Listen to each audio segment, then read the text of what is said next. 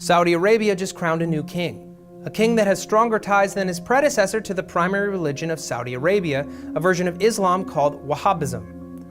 ISIS also claims strong ties to Wahhabism. So what is Wahhabism and how does it affect this region? Wahhabism is a strict form of Sunni Islam named after its founder Muhammad ibn Abdul Wahhab. He preached that all Muslims should strictly adhere to the Quran's teachings.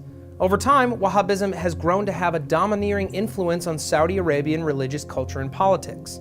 In Saudi Arabia, Wahhabism is seen as the true interpretation of Islam. They also believe that anyone who does not practice their version of Islam are heretics.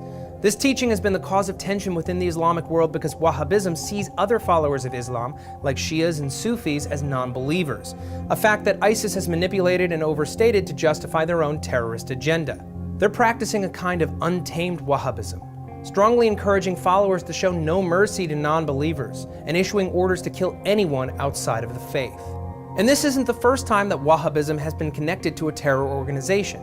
Alongside ISIS, Wahhabi teachings have also heavily influenced Al-Qaeda and the Taliban.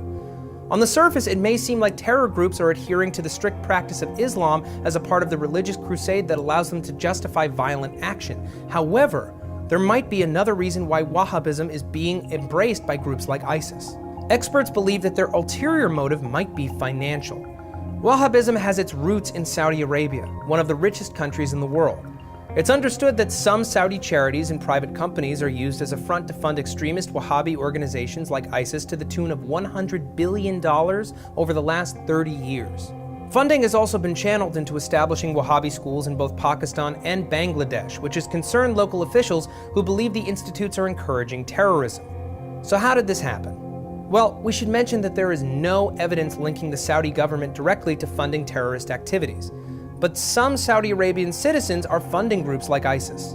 Some experts argue that the citizens in question see funding radical groups as a way to gain a position of power and influence within the Islamic world. Other reports suggest that they might be using the strategy to limit Islamic extremism within their own country by sending young extremists abroad. The Saudi government is trying to restrict the private funding of terror organizations. According to a report by the Washington Institute for Near East Policy, the Saudi Arabian government is closely monitoring its financial sector in order to block suspect donations. Unfortunately, a combination of politics, logistics, and limited reach have impeded efforts by Saudi Arabia to counter terrorism financing. Scholars in Saudi Arabia have also come forward to defend Wahhabism, saying that the teachings are not aligned with ISIS and other terror organizations. They argue that Saudi Arabia and ISIS do not share an ideology.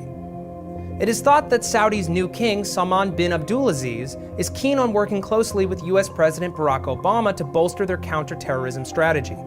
To find out more about Saudi Arabia's new king, click here to watch this video.